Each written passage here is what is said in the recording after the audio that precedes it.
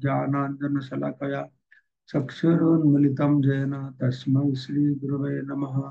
नमामि विष्णुपदाय कृष्णपृष्ठाय भूतले श्रीमते भक्तिवेदान्त स्वामिने नाम्ने।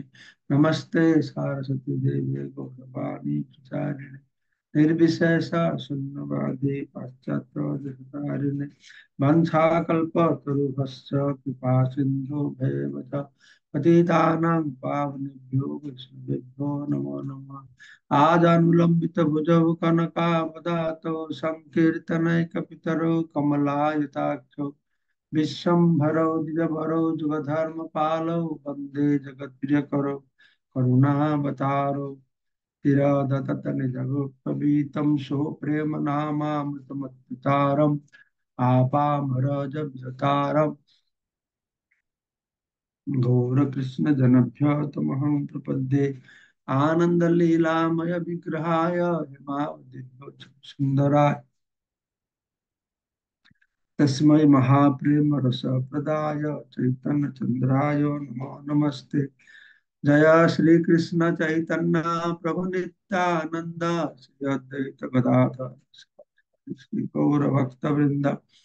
हरे कृष्ण कृष्ण कृष्ण हरे हरे हरे राम हरे राम।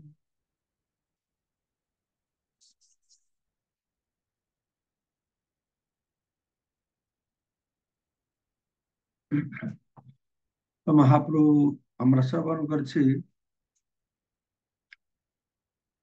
মুকম করতে বাচলং পঙ্গুলং ভৈতগিরিং যৎকৃপাতমহং বন্দে परमानंद माधवम श्रीहृदयतरणं श्री चैतन्येश्वर नमः विष्णुपादाय कृष्णपृष्ठाय भूतले स्मृते जगत्प्रकाश। তো আমরা শ্রী চৈতন্য চরিতামৃত আদি লীলা থেকে শ্রবণ করছি। আমরা 105 পরিচ্ছেদের সপ্তম পরিচ্ছেদের 105 নম্বর শ্লোক পাঠ করেছিলাম। আহ, সমস্ত মায়াবাদী সন্ন্যাসীরা বলছেন তোমার প্রভাবে সবার আনন্দিত মন, কভু অসঙ্গত নয় তোমার বচন। তুমি যা বলবে সেটাই ঠিক, তুমি বলো। ঠিক আছে। তো তার উত্তরে প্রভুপাদ বলছে মহাপ্রভু বলছেন प्रभु कहे वेदांत सूत्र ईश्वर वचन व्यास रूपे कैला जहा श्री नारायण। তো মহাপ্রভু বললেন যে বেদান্ত সূত্র হচ্ছে ব্যাসদেব রূপে পরমেশ্বর ভগবান শ্রী নারায়ণের বাণী। বেদ কে দিয়েছে? নারায়ণ দিয়েছে ব্রহ্মাকে। তো সেই নারায়ণের অবতার, নারায়ণের সপ্তাবেশ অবতার দেন ব্যাসদেব। তো সেই জন্য ব্যাসদেবকে ভগবান বলে, বিশেষ করে এই কল্পে যে ব্যাসদেব আছে তিনি নারায়ণের অবতার। শব্দ ব্রহ্ম প্রকাশ করবার জন্য তিনি প্রকট হয়েছেন। তাই বলা হচ্ছে বেদান্ত সূত্র হচ্ছে ব্যাসদেব রূপে পরমেশ্বর ভগবান শ্রী নারায়ণের বাণী। বৈদিক জ্ঞান হৃদয়ঙ্গম করার পন্থা প্রদর্শনকারী বেদান্ত সূত্র হচ্ছে বৈদিক জ্ঞানের সংক্ষিপ্ত সার। কালকে আমরা এটি পাঠ করেছিলাম। তো কালকে আমরা পাঠ করে শ্রবণ করলাম বেদান্ত সূত্রকে ব্রহ্মসূত্র, শারীরিক, ব্যাসসূত্র, বাতায়ন সূত্র, উত্তর মীমাংসা, বেদান্ত দর্শন, এইভাবে সবকিছু বলা হচ্ছে।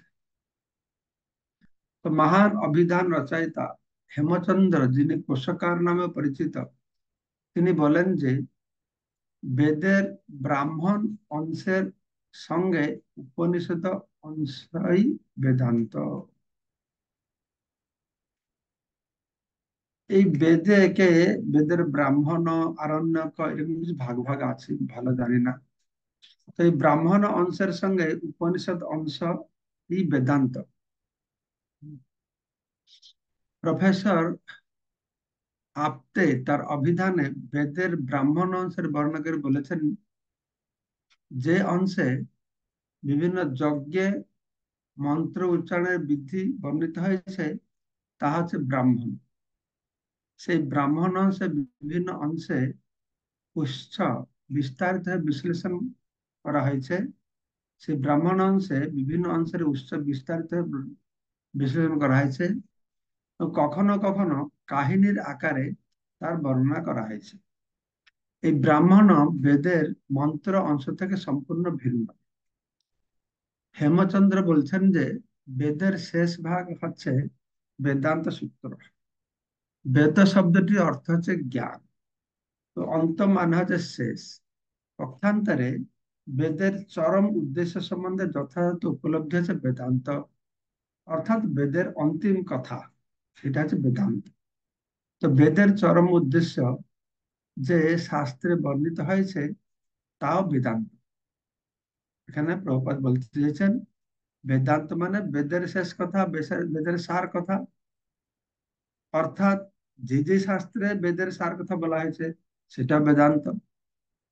উপনিষদ প্রমাণ স্বরূপে যে শাস্ত্রে ব্যবহৃত, উপনিষদ প্রমাণ স্বরূপে যে শাস্ত্রে ব্যবহৃত এবং তার উপকারক সেই সমস্ত সূত্রাদি, তাও বেদান্ত।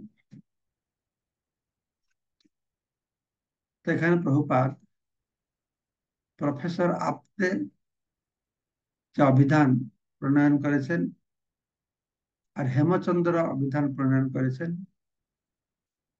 তো তাদেরকে উদ্ধৃতি করে বলছেন যে হেমচন্দ্র বলছেন বেদের ব্রাহ্মণ অংশের সঙ্গে উপনিষদ অংশ বেদান্ত। বেদে ওই ব্রাহ্মণ যে ভাগ আছে, আরণ্যক ব্রাহ্মণ ভাগ আছে আমি বললাম, আর উপনিষদটা বেদের একটা অংশ, সেটা শ্রুতি। তো বেদের এই উপনিষদটা বেদান্ত বলে বলা হচ্ছে। প্রভুপাদে হম যে প্রকাশ করছেন, ঠিক আছে।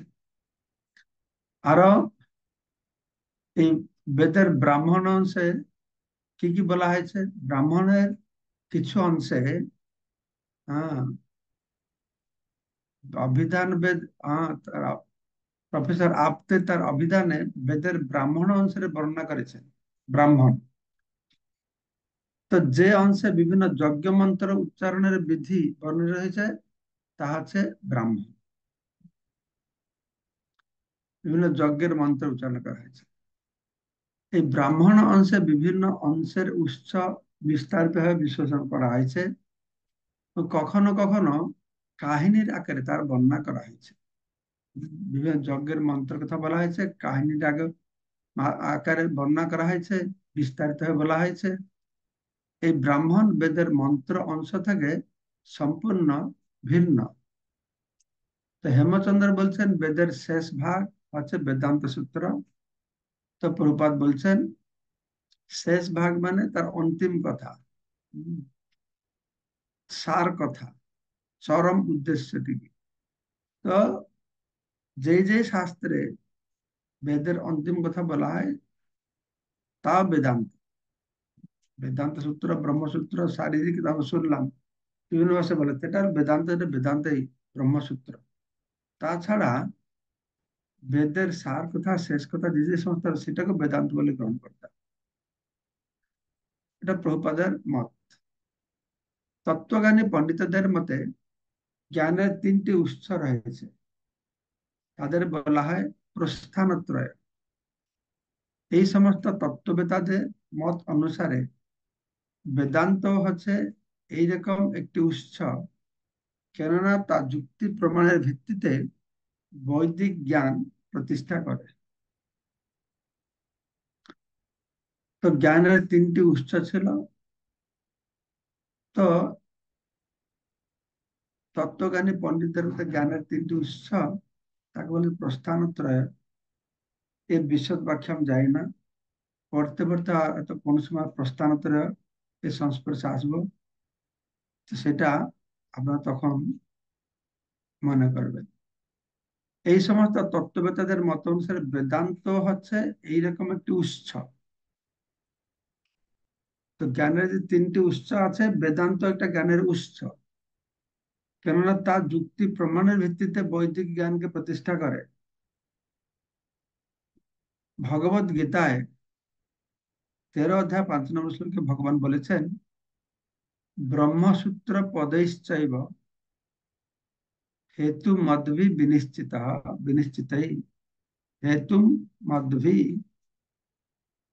मद मद विनिश्चितम। हेतु मद विनिश्चितम। हेतु मद्भि विनिश्चितम। ब्रह्मसूत्र पदैश्चैव कार्य और कारण संबंधे যুক্তি প্রমাণের ভিত্তিতে জীবনের চরম উদ্দেশ্য সম্বন্ধে অবগত হওয়ার পন্থা ব্রহ্মসূত্রে নিরূপিত হয়েছে। এই 5 নম্বর শ্লোকে ভগবান বললেন ব্রহ্মসূত্র পदैश्चैव ব্রহ্মসূত্রের শ্লোকের মাধ্যমে সূত্রের মাধ্যমে হেতু মদ্ভি বিনিশ্চিত সেখানে কি করা হয়েছে জীবনের চরম উদ্দেশ্য বর্ণনা করা হচ্ছে। তাই বেদান্ত সূত্রকে প্রস্থানোত্তরের অন্যতম ন্যায় প্রস্থান বলা হয়। প্রস্থানোত্তরের মধ্যে বেদান্ত সূত্র হচ্ছে ন্যায় প্রস্থান। উপনিষদ গুলিকে শ্রুতি প্রস্থান বলা হয়, আর গীতা মহাভারত পুরাণ আদিকে স্মৃতি প্রস্থান বলা হয়। যে প্রস্থানোত্তর কি আমরা জানলাম, এটা মুখস্থ করতে হবে, মনে রাখতে হবে।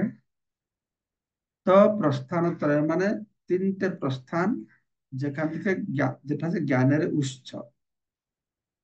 তার মধ্যে ব্রহ্মসূত্র বা বেদান্ত সূত্র এই হচ্ছে একটি প্রস্থান, একে বলা হয় ন্যায় প্রস্থান। আর উপনিষদ হচ্ছে শ্রুতি প্রস্থান। কেন উপনিষদকেও শ্রুতি বা বেদের এক অংশ বর্ণনা করা হচ্ছে। তাহলে শ্রুতি প্রস্থান আর ব্রহ্মসূত্র ন্যায় প্রস্থান, আর তারপরে গীতা মহাভারত পুরাণ হলো স্মৃতি প্রস্থান। তার মোটামুটি এটা বোঝা যে শ্রুতি স্মৃতি আমরা জানি, বেদ হচ্ছে শ্রুতি, আমাদের পুরাণ মহাভারত গীতা এগুলো হচ্ছে স্মৃতি। তো এরা সব জ্ঞানের উৎস। তো উপনিষদ যেহেতু বেদ বা শ্রুতির অংশ, তাই একে শ্রুতি প্রস্থান বলা হয়। যে প্রস্থান ত্রয়, 3টে প্রস্থান। তো বেদ উপনিষদকে শ্রুতি প্রস্থান বলা হলো, আর পুরাণ মহাভারত গীতা ভাগবতকে স্মৃতি প্রস্থান বলা হলো, আর বেদান্ত সূত্রকে ন্যায় প্রস্থান বলা হলো। হ্যাঁ, এটা মনে রাখবে। শ্রী নারায়ণের নিঃশ্বাস থেকে বেদসমূহ জগতে প্রকাশিত হয়েছে। এই বেদকে অপৌরুষেয় বলা হয়। কোন সাধারণ কোন পুরুষ থেকে এটা আসে না। তো পরম পুরুষ ভগবান তার নিঃশ্বাসের মাধ্যমে এই শব্দ বেদধ্বনি করেছেন। সে একটা অদ্ভুত। নিঃশ্বাসের মাধ্যমে কেউ কথা বলে না, মুখে কথা বলে। সেজন্য এটা অপৌরুষেয়, কোন পুরুষের মুখ থেকে আসেনি। সেই নারায়ণের মুখ নিঃসৃত শাস্ত্র হচ্ছে সাত্বত পঞ্চরাত্র। তো নিঃশ্বাসের মাধ্যমে বেদ প্রকাশিত হয়েছে। তারপরে পঞ্চরাত্র, সাত্বত পঞ্চরাত্র ভগবানের মুখ দিয়ে প্রকাশিত হয়েছে। আর শ্রী নারায়ণের সপ্তাবেশ অবতার আছেন শ্রী ব্যাসদেব। হুম। আবার কারো মতে অপান্তরতমা নামক মহান ঋষি বেদান্ত সূত্র প্রণয়ন করেছেন। অপান্তরতমা কে বাবা, যাই না, প্রথম শুনছে নামটা। তো সত্যাবেশ অবতার, আপনারা জানেন 6 প্রকার অবতার আছে।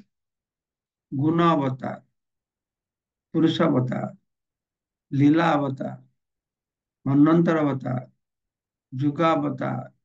এটা হচ্ছে সত্যাবেশ অবতার, যার মধ্যে সে শক্তি আবিষ্ট হয়েছে। সত্যাবেশ অবতার 7 প্রকারের আছে। ভক্তি সত্যাবেশ অবতার, জ্ঞান সত্যাবেশ অবতার, ভূভার হরণ সত্যাবেশ অবতার, ভূ ধারণ সত্যাবেশ অবতার, ভূ পালন সত্যাবেশ অবতার, এরকম আছে।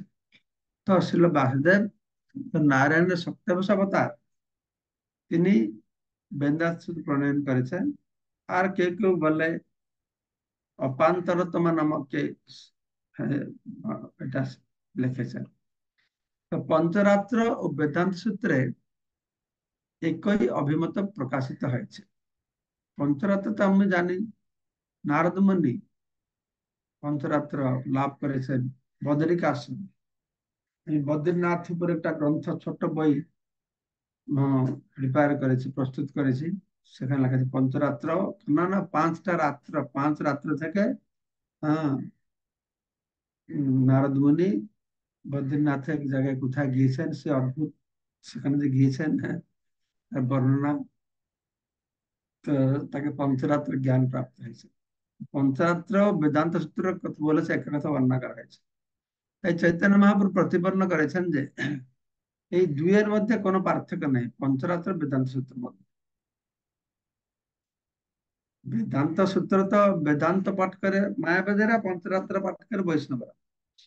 কিন্তু মহাপ্রভু বলছেন আসলে এই দুটোর কোনো পার্থক্য নাই, দুটো একই কথা বলে।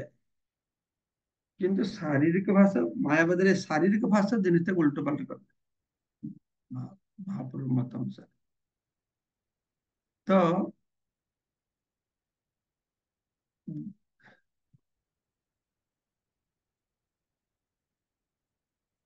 যেহেতু বেদান্ত সূত্র প্রণয়ন করছেন ছিল ব্যাসদেব, তাই বুঝতে হবে যে তা নারায়ণের নিঃশ্বাস থেকে প্রকাশিত হয়েছে। নারায়ণের নিঃশ্বাস থেকে তো শ্রুতি বেদে প্রকাশিত হয়েছে। তারপর বেদান্ত সূত্র এইসব তো ব্যাসদেব লিখেছেন। যেহেতু ব্যাসদেবের নারায়ণের অবতার, তো এই বেদান্ত সূত্রকেও মনে করতে হবে নারায়ণের কাছ থেকে এসেছে। ঠিক আছে। শিল ভক্তিসিদ্ধান্ত সরস্বতী ঠাকুর বলেছেন যে শিল ব্যাসদেব যখন বেদান্ত সূত্র রচনা করেছিলেন, সমকালীন 7 জন ঋষি ও বেদান্ত মতের সমালোচনা করেছেন।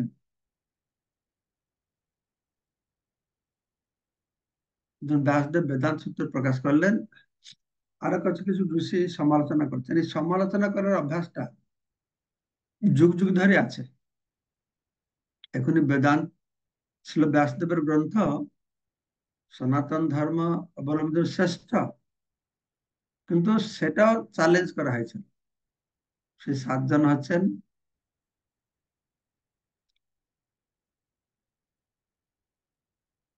আত্রেয়, অস্মরথ, উডলমি, কার্ষ্ণজিনী, কাশ্যপ কৃষ্ণ, জয়মিনী, বাদারি। এছাড়া পারাশরী ও কর্মন্দি ভিক্ষু ব্যাসদেবের পূর্বে বেদান্ত সূত্র সম্বন্ধে আলোচনা করেছেন। এটা সমালোচনা মানে আলোচনা করেছেন, মানে এটাকে ক্রিটিসাইজ করেছেন তা নয়। আমি বুঝতে পারছেন, ইংরেজিতে দেখতে হবে সমালোচনা শব্দটা কি অর্থে ব্যবহার করা হয়েছে। ব্যাসদেবের লেখার পরে এরা সম্যক রূপে আলোচনা করেছে না তার সমালোচনা করেছে। এই নামগুলো খুব সুন্দর, কোনদিন আমরা শুনি না এরকম নাম। একটা হচ্ছে আত্রেয়, একটা হচ্ছে আসমরথ্য, ঔড়লমি। ঔড়লমি নামটা আমি শুনেছি, গৌড়ী মঠের একজন মহারাজ আছেন ঔড়লমি মহারাজ, বাগবাজারে যিনি আচার্য ছিলেন। তারপরে হচ্ছেন কার্সনা জিন্নি, কাশ কৃষ্ণ, জয়মিনী নাম শুনেছি, আর বাদরি। তারপরে বাদরি, শুক্রদেব হচ্ছে বাদরায়ন, বাদরি আরেকজন। এছাড়া পারাশরী, পরাশর মুনি আছেন, এখানে জানেন পারাশরী বলছেন। কর্মন্দি ভিক্ষু ব্যাসদেবের পূর্বে তারা বেদান্ত সূত্র সম্বন্ধে আলোচনা করেছেন। পূর্বেই উল্লেখ করা হয়েছে যে বেদান্ত সূত্রের 4টি অধ্যায় রয়েছে। আগে আমার প্রশ্ন শ্রবণ করলাম, 4টা অধ্যায় আছে। প্রত্যেকটি অধ্যায় আবার 4 ভাগে বিভক্ত করা হয়েছে, তার চেয়ে 16টা ভাগ করা হয়েছে। সেজন্য তাকে ষোড়শকম না এরকম কিছু বলা হয় বেদান্ত সূত্রকে। প্রথম ও দ্বিতীয় অধ্যায় পরমেশ্বর ভগবানের সঙ্গে জীবের সম্পর্ক আলোচনা করা হয়েছে। আমরা সময় সময় একটু অনুসন্ধিৎসু হই যে বেদান্ত সূত্রে কি বলা হয়েছে ওটা আমরা তো কোনদিন পড়তে পারি না, সময় পাই না, আর আমরা গীতা ভাগবত নিয়ে পড়ে থাকি। এখন আমরা একটু সূচনা পাচ্ছি প্রভুপাদের লেখা থেকে যে বেদান্ত সূত্রে কি আছে না, 4টে অধ্যায় আছে, প্রতিটি অধ্যায় 4 ভাগে বিভক্ত করা হয়েছে। আর প্রথম ও দ্বিতীয় অধ্যায়তে পরমেশ্বর ভগবান সঙ্গে জীবের সম্পর্কের কথা বলা হয়েছে। একে বলা হয় সম্বন্ধ জ্ঞান। আপনারা সম্বন্ধ অবিধেয় প্রয়োজনের কথা শুনেছেন। তো বেদান্ত সূত্রের এই প্রথম 2টি অধ্যায় জীবের সঙ্গে ভগবানের সম্বন্ধ বলা হয়েছে, যাকে বলা হয় সম্বন্ধ জ্ঞান। তৃতীয় অধ্যায়ে বর্ণনা করা হয়েছে পরমেশ্বর ভগবানের সঙ্গে সম্পর্ক যুক্ত হয় কিভাবে আচরণ করতে হবে, তাকে বলা হয় অভিধেয়। তো বেদান্ত সূত্র সম্বন্ধ অভিধেয় প্রয়োজনের কথা বর্ণনা করছে। প্রথম 2টো অধ্যায় সম্বন্ধ, সম্বন্ধ মানে জীবের সঙ্গে ভগবানের সম্বন্ধ। তৃতীয় অধ্যায় অবিধেয়, অবিধেয় মানে এই সম্বন্ধ জানার পরে সম্বন্ধ অনুসারে আচরণ করা, তাকে বলে অবিধেয়। আর ভগবানের সঙ্গে জীবের সম্পর্কের কথা বর্ণনা করে চৈতন্য বলেছেন যে জীবের স্বরূপ হয় কৃষ্ণের নিত্য দাস। এই যে জীবের স্বরূপ, জীবের সঙ্গে ভগবানের সম্পর্ক হচ্ছে কি, যে ভগবান হচ্ছেন প্রভু, জীব হচ্ছে দাস, কৃষ্ণের নিত্য দাস। তাই সেই সম্পর্ক যুক্ত হলে সাধন ভক্তি বা বিধিবদ্ধ বিধিবদ্ধ ভাবে পরমেশ্বর ভগবানের সেবা করা যায়। একে বলা হয় অবিধেয় জ্ঞান। ঠিক আছে, তো জীবের স্বরূপ সম্বন্ধ জ্ঞান জানা গেল। তো সম্বন্ধ পর অবিধেয়, আর অবিধেয় জ্ঞানটি কি না, এই সেই সম্পর্ক যুক্ত হতে হলে সাধন ভক্তি বিধিবদ্ধ ভাবে পরমেশ্বর ভগবানের সেবা করতে হয়, তাকে বলা হচ্ছে অবিধেয় জ্ঞান।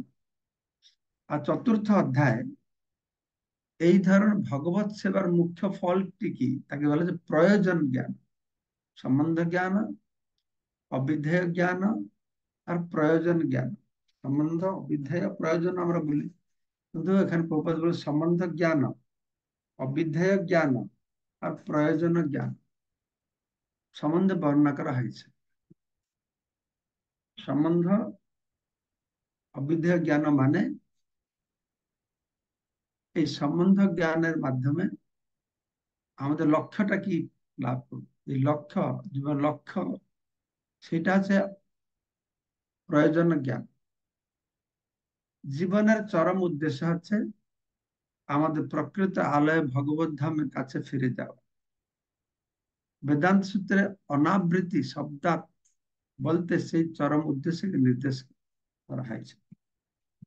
তো প্রভুপাদ বলছেন যে এই প্রয়োজন সিদ্ধি বা প্রয়োজন জ্ঞান, কি প্রয়োজন না, আমরা ভগবত ধামে ফিরে যাব, সেইটাই প্রয়োজন। ভালো থাকবো, খাবো, পড়বো, আহার নিদ্রা ভয় মৈত্র করবো, সেটা উদ্দেশ্য নয়। এটা উদ্দেশ্য, চরম উদ্দেশ্য নয়। স্বর্গে যাওয়া উদ্দেশ্য, চরম উদ্দেশ্য নয়। ব্রহ্মজ্যোতিতে যাওয়া উদ্দেশ্য, চরম উদ্দেশ্য নয়। পরমাত্মাকে দর্শন করা খুব উন্নত উদ্দেশ্য, কিন্তু চরম উদ্দেশ্য নয়। তো চরম উদ্দেশ্যটি কি না, ভগবত ধামে ফিরে যাওয়া। ভগবত ধামে ফিরে যাওয়া, এটা গীতায় বলা হয়েছে যে যদ্গত্বা ন নিবর্তন্তে, যেখানে গেলে আর ফিরে আসতে হয় না। মাম উপেত্য তু কন্তেয় পুনর্জন্ম ন বিদ্যতে, আমাকে লাভ করলে পুনর্জন্ম হয় না। তো এই কথাটা বেদান্ত সূত্রের কোথায় বর্ণনা করা হয়েছে? এই কথাটা বেদান্ত সূত্রে রয়েছে। কোথায় আছে না, বেদান্ত সূত্রে বর্ণনা করা হয়েছে অনাবৃত্তি শব্দাৎ। এই অনাবৃত্তি, বেদান্ত সূত্রে অনাবৃত্তি অর্থাৎ তার আর পুনরাবৃত্তি হয় না। এই অনাবৃত্তি শব্দাৎ বলতে সেই চরম উদ্দেশ্যকে নির্দেশ করা হয়েছে, যেখানে গেলে আর ফিরে আসতে হয় না। তো নারায়ণের সপ্তাহ অবতার ছিল ব্যাসদেব, বেদান্ত সূত্র রচনা করেছেন এবং অপ্রামাণিক অযোগ্য ভাষ্যকারদের কাছ থেকে তা রক্ষা করার জন্য তিনি স্বয়ং তার গুরুদেব নারদ মুনির নির্দেশ অনুসারে বেদান্ত সূত্রের প্রকৃত ভাষ্য ভাগবত রচনা করে গেছেন। এটাও খুব গুরুত্বপূর্ণ বিষয়। এতে যখন ব্যাসদেব বেদান্ত উপনিষদ সব রচনা করে, বিমর্ষ হয়েছিলেন, মনে করছেন আমি অত কাজ করলাম মনে সুখ পাচ্ছে না কেন। তার গুরুদেব এসে বলেছেন, তুমি যত কিছু শাস্ত্র প্রণয়ন করেছ শুদ্ধ ভক্তির কথা বলো না, যেখানে একটু ভক্তির কথা বলছো মিশ্র ভক্তির কথা বলেছো, ঠিক আছে? তো শিল ব্যাসদেব বেদ উপনিষদ শেষে তো বেদান্ত, বেদের শেষ কথা বলে দিলেন। কিন্তু পরবর্তী সময়ে এই বেদান্তের বিভিন্ন লোক বিভিন্ন প্রকার সূত্র করে মানুষকে বিভ্রান্ত করবে, সেই জন্য কি করলো, অপ্রামাণিক অযোগ্য ভাষ্যকার, হ্যাঁ, মানে অপ্রামাণিক অযোগ্য ভাষ্যকাররা যখন করবে সেটা মানুষ বিভ্রান্ত হবে। তাই ব্যাসদেব নিজে কি করলেন, তিনি নিজে বেদান্ত সূত্রের একটা ভাষ্য রচনা করলেন, বেদান্ত সূত্রের ভাষ্য। সেই ভাষ্যটি কি না শ্রীমদ ভাগবতম। শ্রীমদ ভাগবত হচ্ছে বেদান্তের ভাষ্য। হুম, ব্রহ্ম ভাষ্য এবং ব্রহ্মসূত্র না। শ্রীমদ ভাগবতম হচ্ছে বেদের সার কথা। বেদরোত্তর গলিতং ফলং সুখ মুখাদম তদেব সঞ্চিতম। শ্রীমদ ভাগবত হচ্ছে বেদান্তের সার কথা। সর্ব বেদান্ত সারম হি শ্রীমদ ভাগবত মিশ্যতে। শ্রীমদ ভাগবতম হচ্ছে গায়ত্রী ভাষ্য রূপ গায়ত্রী ভাষ্য, ব্রহ্মসূত্রের ভাষ্য। হ্যাঁ, এইভাবে শ্রীমদ ভাগবত হচ্ছে ব্রহ্মসূত্র বেদান্ত সূত্রের ভাষ্য। ঠিক না? বেদান্ত সূত্র বলা হয়েছে তত ব্রহ্ম জিজ্ঞাসা জন্মাদেশ যত অন্যায়। ব্রহ্ম জিজ্ঞাসা করো, যেখান থেকে হ্যাঁ সে ব্রহ্মকে, হ্যাঁ, যেখান থেকে সবকিছু সৃষ্টি হয়েছে। তো ভাগবতের প্রথম শ্লোকে হচ্ছে সেটাই, যে যার কাছ থেকে সবকিছু সৃষ্টি হয়েছে। তো এইভাবে বেদান্ত সূত্র আর ভাগবতের মিল আছে। বেদান্ত সূত্রের কথাটাকে প্রাঞ্জল হয়ে বুঝাবার জন্য ভাগবত রচনা করলেন ছিল ব্যাসদেব। শ্রীমদ ভাগবত ছাড়া সমস্ত মহান বৈষ্ণব আচার্যদের কথিত বেদান্ত সূত্রের বিভিন্ন ভাষ্য রয়েছে। তো বেদান্ত সূত্র ভাষ্য স্বয়ং ব্যাসদেব করেছেন, আর অনেক অপ্রামাণিক অযোগ্য ভাষ্যকার করেছেন। কিন্তু বৈষ্ণব আচার্যরাও বেদান্ত সূত্রের বিভিন্ন ভাষ্য করেছেন। ও প্রত্যেক ভাষায় অত্যন্ত স্পষ্টভাবে ভগবত ভক্তির তত্ত্ব বর্ণনা করা হয়েছে, ভক্তির কথা বলা হয়েছে। কেবল শঙ্কর ভাষ্যের অনুগামীরা মাত্র বিষ্ণু ভক্তির উল্লেখ না করে নির্বিশেষ ভাবে বেদান্ত সূত্রের বর্ণনা করেছেন। শঙ্করাচার্যের যে শারীরিক ভাষ্য ছিল, শঙ্করাচার্যের পরবর্তী যে অনুগামীরা রয়েছেন তারা বেদান্ত সূত্রের বিষ্ণু ভক্তির কথা বলেন, তার নির্বিশেষে নিরাকার ভাবে বেদান্ত সূত্রের ব্যাখ্যা দিয়েছেন।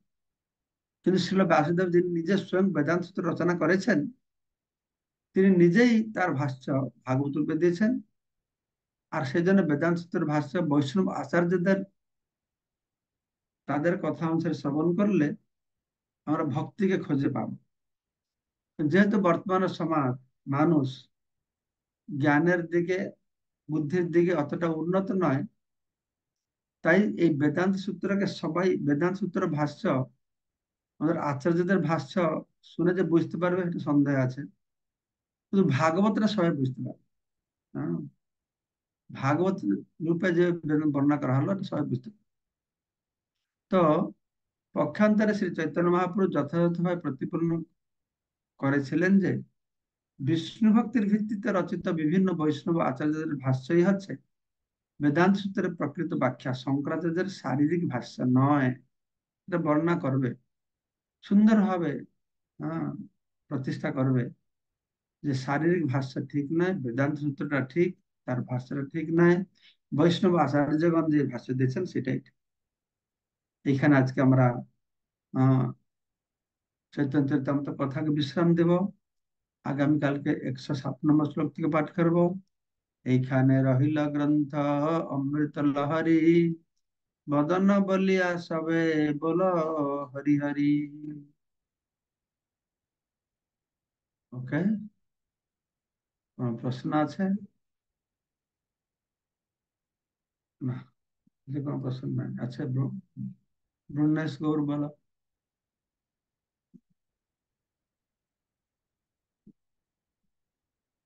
হরে কৃষ্ণ, ধন্যবাদ। প্রণাম মহারাজ। এই মহারাজ, এই শ্লোক হচ্ছে, বেদ মানে জ্ঞান, অন্ত মানে শেষ। এর উদ্দেশ্য যথাযথভাবে জানাকে বলা হয়েছে বেদ, মানে বেদান্ত। তাহলে এই যে বিভিন্ন শাস্ত্রের কথা বলা হয়েছে এখানে, উপনিষদ, তারপর তুমি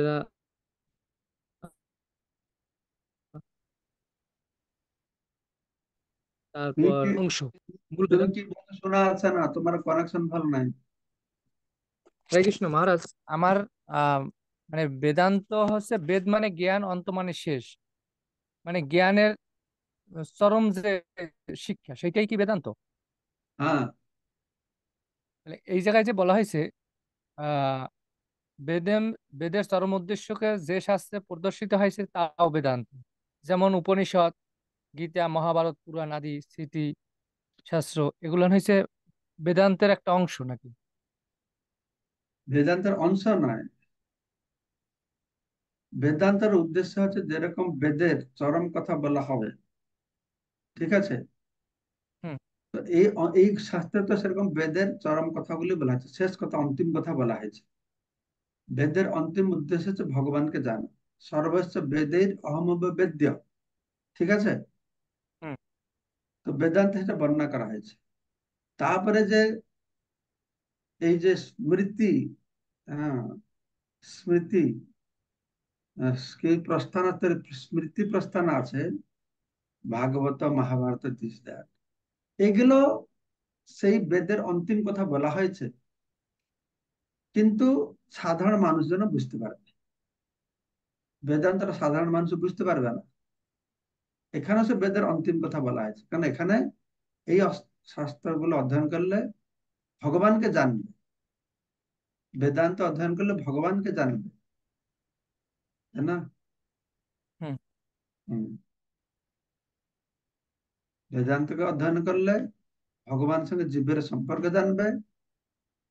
সম্পর্ক জানলে কর্তব্য কর্ম কি জানবে।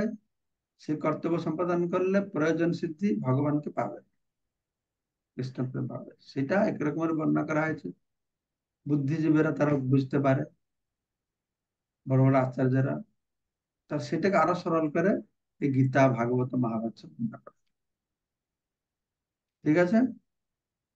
হ্যাঁ মহারাজ, যে যে শাস্ত্র আমাদের ভগবানকে জানার শিক্ষা দেয়, ভগবানের সাথে সম্বন্ধ স্থাপন করার শিক্ষা দেয়, সেইটা বেদান্ত সূত্র। হম। এটাই। ঠিক আছে কি তো মহারাজ, কি প্রশ্নটা কি বলো?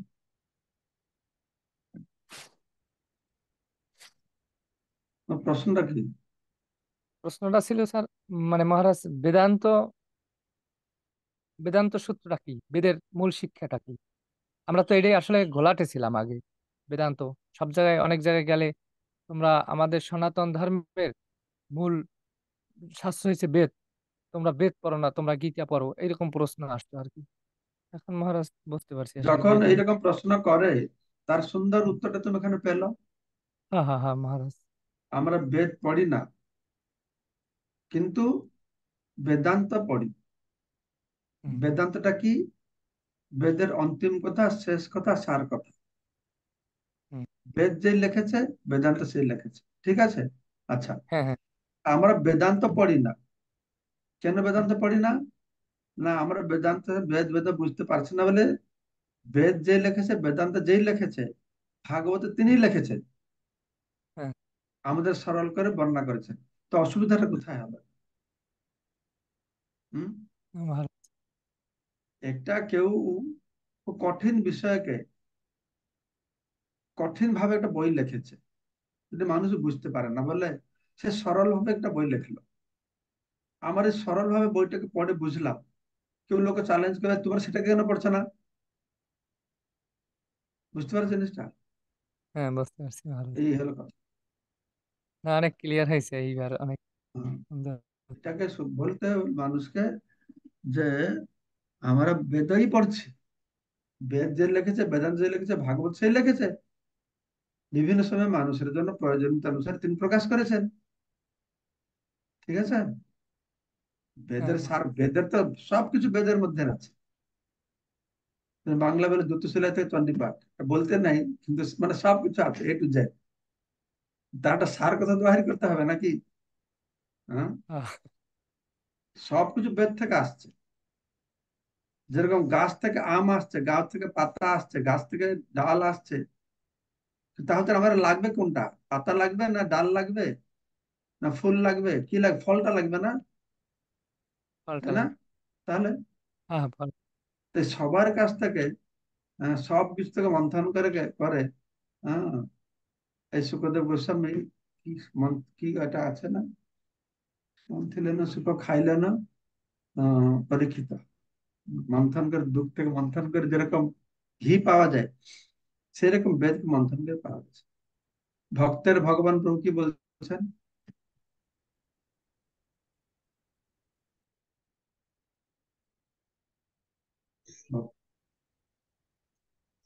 হরে কৃষ্ণ, দণ্ডবোধ প্রণাম মহারাজ।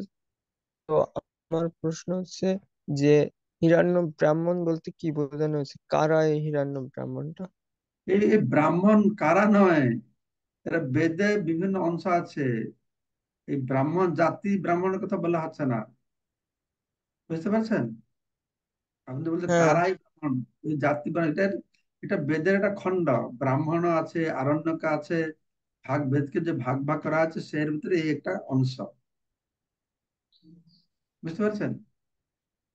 বেদের একটা হ্যাঁ অংশ মহারাজ, বুঝতে বলে বলা হয়েছে। এই আমাদের গ্রামের ব্রাহ্মণদের কথা বলা হচ্ছে না। হ্যাঁ, মানুষ ব্রাহ্মণের বেদের অংশকে ব্রাহ্মণ বলা হয়েছে। বুঝতে পারছেন? হ্যাঁ মহারাজ, বুঝতে পারছি। হরে কৃষ্ণ, মীরা দণ্ডবোধ মাতাজি, প্রণাম। মীরা মাতাজি কি বলছেন? ଆଜି ମହାରାଜ ଆପଣଙ୍କ ଚରଣରେ ଦଣ୍ଡ ପ୍ରଣାମ। ମହାରାଜ ଯୋଉ ଆମର ଆପଣ କାଲି କହୁଥିଲେ କି 4ଟା ବେଳେ ଯୋଉ କ୍ଲାସ ହଉଛି ସେଟା କଣ ସବୁବେଳେ ହଉଛି? ଓଡିଆ ଗୀତ କ୍ଲାସ। ହଁ, ହଁ, କାଲି କାଲି ହେଲା। ଆଜ୍ଞା ମହାରାଜ, ଏଇଟା ହିଁ କିନ୍ତୁ ଆଜି ହବ କି ଆଚ୍ଛା। ନାହିଁ ଜାଣିନି ସେ ସମୟରେ, କାହିଁକି ଆଜି ମୁଁ ଯିବି ପାସପୋର୍ଟ ଅଫିସ କି ମୋ ମା ବୋଉ ସାଙ୍ଗେ କଥାବାର୍ତ୍ତା କରିବି। ଜାଣିନା ସେ 4ଟା ସମୟ, ଆଜି ତ 4ଟା ପରେ 6ଟା 7ଟା କଲା ହବ। ଆଗରୁ ଘୋଷଣା କରିଦିଆ ହବ। ତମେ ସେ ଗ୍ରୁପରେ ନାଅ। ହଁ, ନା ମହାରାଜ, ମୁଁ ସେ ଗ୍ରୁପରେ ନାହିଁ, ମୁଁ ସେ ଗ୍ରୁପରେ। ତମେ ତମେ ସେଇ ଯେ ଭୁବନେଶ୍ୱର ପ୍ରଭୁଙ୍କ ସାଙ୍ଗେ ଯୋଗାଯୋଗ କର। ମହାବାବୁ କହିଲେ ସେ ଲିଙ୍କ ଦେଇଦବ, ଆଉ ସେ ତମ ଗ୍ରୁପରେ ଦେଇଦେବେ, ସମସ୍ତେ ଯୋଗଦାନ କରିପାରିବେ। ଠିକ ହେଲା। ହରିଭକ୍ତ ମୋ ସହିତ ହଁ, କଣ୍ଟାକ୍ଟ ହରିଭକ୍ତି, କର। ହରିଭକ୍ତି କୁହ ମହାବାବୁ ସାଙ୍ଗେ ଯୋଗାଯୋଗ କରିକି ଲିଙ୍କଟା ନେଇକି এটা ଦେଇଦବ। ଠିକ ଅଛି।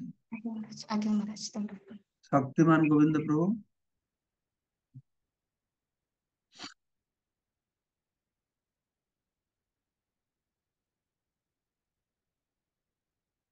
মহারাজ, আপনার সেই চরণে দণ্ডবোধ প্রণাম। মহারাজ, আমরা শাস্ত্র দুই রকম মানে শুনেছি। একটা হচ্ছে শ্রুতি, আর একটা হচ্ছে স্মৃতি। তো ভগবত গীতাকে আমরা শ্রুতি বলেই জানতাম। যে এখানে বলা হচ্ছে ভগবত গীতা আর স্মৃতির প্রস্থান। ওই স্মৃতির প্রস্থান কথাটা গীতার সঙ্গে কিভাবে মিলছে আমি ঠিক বুঝতে পারছি না মহারাজ, একটু দয়া করে যদি বলেন। ভগবত গীতাকে শ্রুতি বলা হয়েছে না স্মৃতি বলা হয়েছে? আমরা তো শুনেছিলাম মহারাজ যে ডাইরেক্ট ভগবান থেকে যেসব শাস্ত্রাদি এসছে সেগুলিকে শ্রুতি বলা হয়। তো গীতা হচ্ছে ভগবান থেকে ডাইরেক্ট ভগবানের মুখ নিষিদ্ধ বাণী, সেই হিসাবে শ্রুতি বলেই তো আমি জানতাম মহারাজ। না না, আমি জানি গীতা, ভাগবত, পুরাণ এসব হচ্ছে স্মৃতি। কিন্তু বেদ আর উপনিষদ এই দুটা হচ্ছে শ্রুতি বা নিগম। আহ, বাকি আচ্ছা। সৃষ্টির প্রারম্ভে এটা ভগবানের নিঃশ্বাস থেকে বলা হয়েছিল, এটা শ্রুতি। আচ্ছা। পঞ্চরাত্র এগুলো সব ভগবান মুখ থেকে এসেছে, তাই স্মৃতি। তারপর আমি শুনেছি যা কিছু স্মৃতি শাস্ত্রে বলা হবে এটা শ্রুতির সঙ্গে তার সম্বন্ধ থাকবে। আর শ্রুতি হচ্ছে মূল প্রমাণ, শ্রুতি প্রমাণ হচ্ছে মূল প্রমাণ। আচ্ছা। স্মৃতি প্রমাণটা থেকে শ্রুতি প্রমাণটা আরো শ্রেষ্ঠ। স্মৃতিতে যা বলবে সেটা যদি শ্রুতি সাপোর্ট না করবে তাহলে হবে না। আমি কোথায় শুনেছি না পড়েছি, স্মৃতিতে এই পুরাণ ভাগবত এই কথায় ভাবে অনুসারে এটা একটু চেঞ্জ হতে পারে, শ্রুতিতে কোনো চেঞ্জ হবে না। এমনি কি শ্রুতি প্রোনাউন্সিয়েশনও চেঞ্জ হবে না। শ্রুতি প্রমাণকে শ্রেষ্ঠ বলে মনে হচ্ছে, তার কোনো পরিবর্তন হবে না। ঠিক আছে, মঙ্গলময় প্রভু কি বলছেন? মহারাজ, গীতা তো কোনো পরিবর্তন হবে না, গীতা তো ডাইরেক্ট ভগবানের মুখ নিষিদ্ধ বাণী। সেটা কিভাবে শ্রুতি হচ্ছে আমি ঠিক মিলাতে পারছি না। এটা বলা হয়েছে সেটা ভগবানের নিঃশ্বাস থেকে আসে না, ভগবানের মুখ থেকে এসেছে, সেই জন্য স্মৃতি। ও আচ্ছা আচ্ছা, ঠিক আছে, ঠিক আছে। এবার পেরেছি। ঠিক আছে মহারাজ, ধন্যবাদ, দণ্ডবত প্রণাম, হরে কৃষ্ণ। এটা আমি বললাম প্রভুপাদ তাৎপর্য লিখেছেন সেই ভিত্তিতে, আমি জানি না আগে থেকে, এটা বললাম এরকম। হ্যাঁ, মঙ্গলময় প্রভু। হরে কৃষ্ণ মহারাজ, দণ্ডবত প্রণাম মহারাজ। বেদ শব্দের অর্থ জ্ঞান, আর বেদান্ত সূত্র বেদের সারকে সূত্র রূপে যখন লেখা হলো তখন বেদান্ত সূত্র, আর বেদান্ত সূত্রের ভাষ্য শ্রীমদ্ ভাগবত। এই ভাষ্য বলতে কি মহারাজ সেই সূত্রকে যখন বিস্তারিত ভাবে লেখা হলো নাকি বলা হলো মহারাজ ভাষ্য না না, বলতে? সেরকম না। এটা ভাষ্য বলছে, কিন্তু বেদান্ত সূত্র তো সূত্র আকারে দেওয়া হয়েছে, তার ভাষ্য বিভিন্ন আচার্যরা করেছে সূত্র অনুসারে। প্রতিটি সূত্র তার ভাষ্য, সূত্র তার ভাষ্য, সূত্র তার ভাষ্য। ভাগবতটা ওই রকম সূত্র ভাষ্য, সূত্র ভাষ্য, সূত্র ভাষ্য নয়। ভাগবতটা বেদান্ত সূত্রের একটা সামগ্রিক ভাষ্য, বুঝতে পারছেন? হুম। একটা সূত্র যেরকম গীতা, একটা শ্লোক তার একটা প্রভুপাদ তার ভাষ্য দিয়েছেন, একটা শ্লোক একটা ভাষ্য। ভাগবতরা সেই রকম বেদান্ত সূত্রের ভাষ্য না, শ্লোক অনুযায়ী বা সূত্র অনুসারে। সামগ্রিক ভাবে বেদান্ত যেটা বলা আছে, যেটা বিভিন্ন প্রকারের দৃষ্টান্ত দিয়ে দিয়ে এসব করে লোককে বুঝাবার জন্য ভাগবত প্রকাশ করা হয়েছে। ঠিক আছে। মহারাজ, মহারাজ আপনার শ্রীমুখ থেকে কোথাও শ্রবণ করেছিলাম যে আহ, বেদ আর বেদের সার হচ্ছে কি উপনিষদ, আর উপনিষদের সার হচ্ছে গীতা, আর এই কারণে গীতাকে বলা হয় গীতোপনিষদ। তো মহারাজ এই বেদ এবং উপনিষদ এই দুটোকে নিগম বলছে মহারাজ? হ্যাঁ হ্যাঁ, উপনিষদটাকেও শ্রুতি বলে গ্রহণ করা হয়েছে, বেদের একটা অংশ বলে গ্রহণ করা আছে। বেদের আর কর্মকাণ্ড আছে, জ্ঞানকাণ্ড আছে। ওই জ্ঞানকাণ্ড, জ্ঞান বিষয়ক ব্যাপারটা হচ্ছে এই উপনিষদ, এখানে জ্ঞানের কথা বেশি বলা হচ্ছে। আর সেখানেও আর এই তাৎপর্য অনুসারে সেখানেও সেটাকে বেদান্ত মতন, কারণ বেদান্ত বেদের যে অন্তিম কথা বলা আছে, উপনিষদে বেদের অন্তিম কথা বলা হয়েছে, বেদান্ত সূত্রে বেদের অন্তিম কথা বলা হয়েছে, ভাগবতে বেদের অন্তিম কথা বলা হয়েছে, সার কথা বলা হয়েছে। সেদিন প্রভু এই সবগুলি বেদান্ত শ্রেণী, হ্যাঁ, আক্ষরিক ভাবে বুঝতে হবে। ঠিক আছে মহারাজ। জয়ন্ত মাতাজি। হ্যাঁ, হরে কৃষ্ণ, হরে কৃষ্ণ, প্রণাম মহারাজ। মহারাজ এই যে সূত্র, সূত্র শব্দ, সূত্রর অ্যাকচুয়ালি অর্থ তো মহারাজ জিস্ট, যেটা বেদান্ত। বেদান্ত মানে বেদ্যস্ত সর্বরহমেব বেদ্য, মানে শ্রীকৃষ্ণকে জানা। তো এই যে সবকিছুর মূল তো মহারাজ এই ভগবান কৃষ্ণকে জানা, আর সেই কৃষ্ণকে স্বাদ মানে নিজে অনুভব, মানে নিজে কিভাবে তাকে অনুভব করব বা তাকে মানে সব রকম ভাবে জানবো, সেটাই তো স্বরূপ এবং শ্রীমদ্ ভাগবত মহারাজ। হ্যাঁ, সেটা। এই যে সূত্র, সূত্র সূত্র অ্যাকচুয়ালি অর্থ, এটা তো জিস্ট, মানে সবকিছুর যে বেদের অন্ত, বেদান্ত বা সবকিছুর যে অন্ত, সেটাই তো ওই জিস্ট, মানে ভগবান সম্পর্কে একদম সুন্দরভাবে জানা, আর সেই আচরণ করে সেটাকে ধরে রাখতে হবে, সেটাই তো কৃষ্ণ প্রেম। हाँ ठीक है। আমার আমার উপলব্ধি কি ঠিক আছে মহারাজ? हाँ पूरा ठीक, 100% ঠিক। ঠিক আছে তাহলে, প্রণাম। সবাইকে অশেষ ধন্যবাদ আজকে অনুষ্ঠানে যোগদান করবার জন্য। বাঞ্ছা কল্পতরুভ্যশ্চ কৃপা বাঞ্ছা সিন্ধুভ্যশ্চ কল্পতরুভ্যশ্চ পতিতানাং কৃপা পাবনেভ্যো সিন্ধুভ্য এব চ বৈষ্ণবেভ্যো নমো পতিতানাং পাবনেভ্যো বৈষ্ণবেভ্যো নমো নমঃ। প্রণাম মহারাজ।